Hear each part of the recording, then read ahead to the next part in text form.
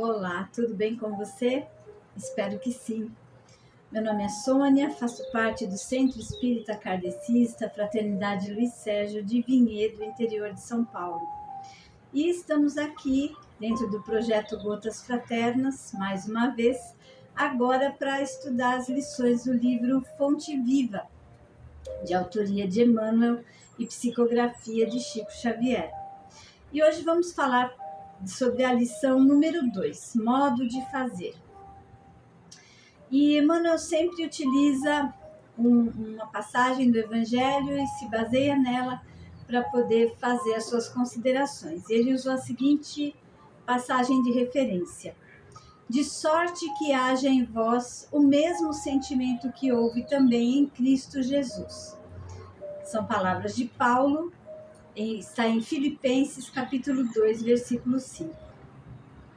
E aí ele diz o seguinte: todos fazem alguma coisa na vida humana, mas raros não voltam à carne para desfazer quanto fizeram. Ainda mesmo a criatura ociosa que passou o tempo entre a inutilidade e a preguiça é constrangida a tornar a luta a fim de desintegrar a rede de inércia que teceu ao redor de si mesma. Somente constrói sem necessidade de reparação ou corrigenda aquele que se inspira no padrão de Jesus para criar o bem.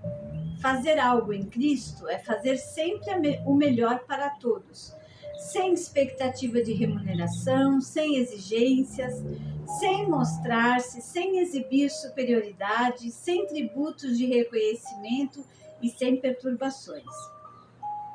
Em todos os passos do Divino Mestre, vemo-lo na ação incessante em favor do indivíduo e da coletividade, sem prender-se.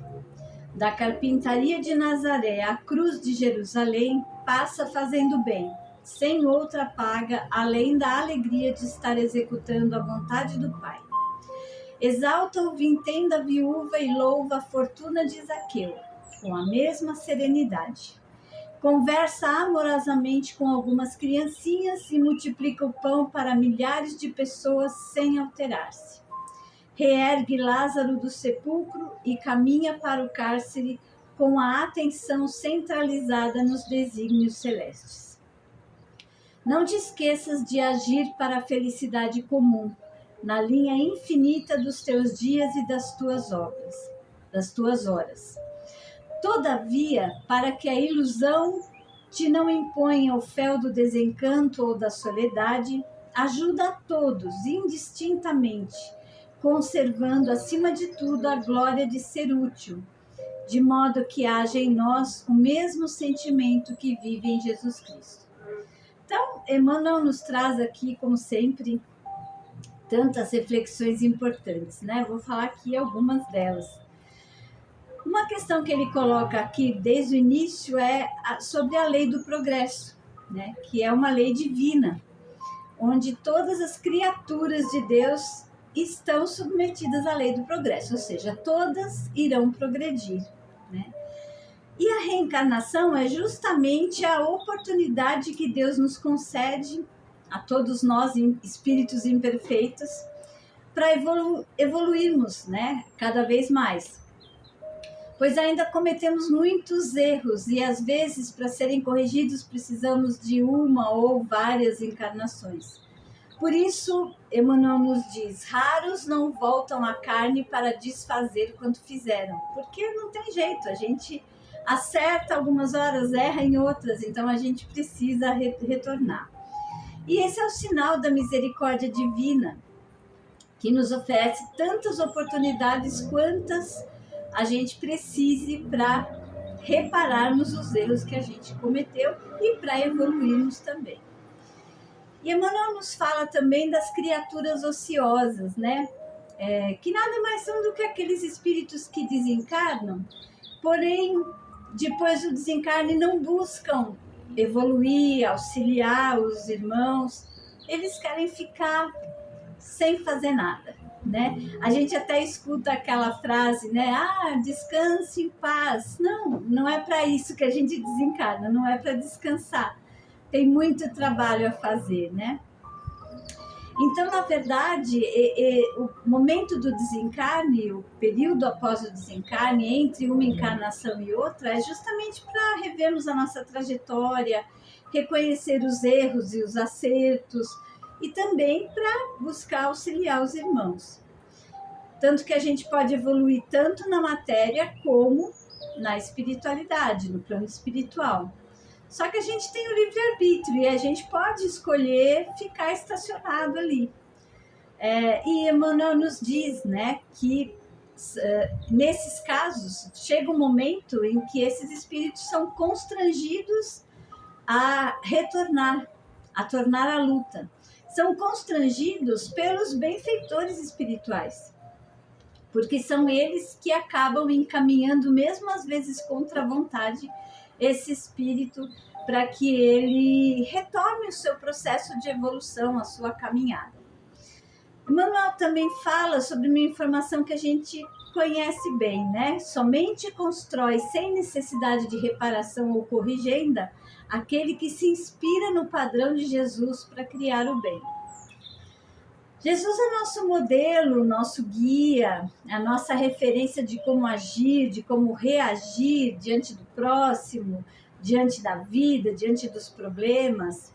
Mas a gente sempre deve buscar fazer o bem sem esperar nenhum tipo de reconhecimento. Os reconhecimentos da matéria não são aqueles que nos acrescentam efetivamente, né? Então, Jesus mostrou que isso é possível. É um desafio para nós, porque a gente sempre quer esse reconhecimento. Mas é possível fazer de forma desinteressada e essa caridade tem muito mais valor. E aí, Emmanuel fala, Jesus passa fazendo bem sem outra paga, além da alegria de estar executando a vontade do Pai. E aqui tem uma reflexão interessante, porque quando a gente está fazendo bem para alguém, na verdade, a gente só está sendo um instrumento de Deus para que o bem chegue até esta outra pessoa. E para que a gente possa ser um bom instrumento, a gente precisa estar vigiando e orando, prestando atenção na nossa vibração, na nossa sintonia. Ela precisa estar positiva para que os benfeitores consigam efetivamente nos intuir, nos utilizar para fazer o bem para o próximo, né? Nos mostrar o caminho, como a gente pode auxiliar. E ele finaliza reforçando a proposta de que devemos agir sempre buscando o bem comum, muito mais do que buscando interesses pessoais ou só das pessoas próximas de nós, né? E, para tanto, a gente não pode ter preconceito, a gente não pode julgar as pessoas antes de fazer o bem, antes de ajudar de alguma forma. Porque quando a gente julga, a gente já está estabelecendo um critério de ajuda.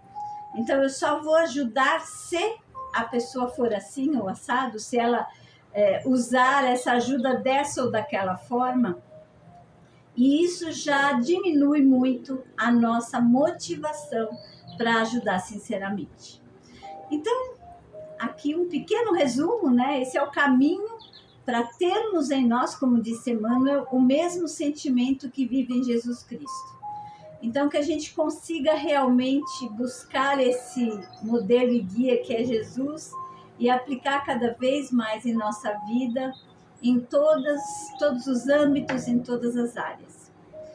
Era isso que eu tinha para trocar com vocês. Desejo muito amor, muita paz e muita luz a todos vocês. Até mais.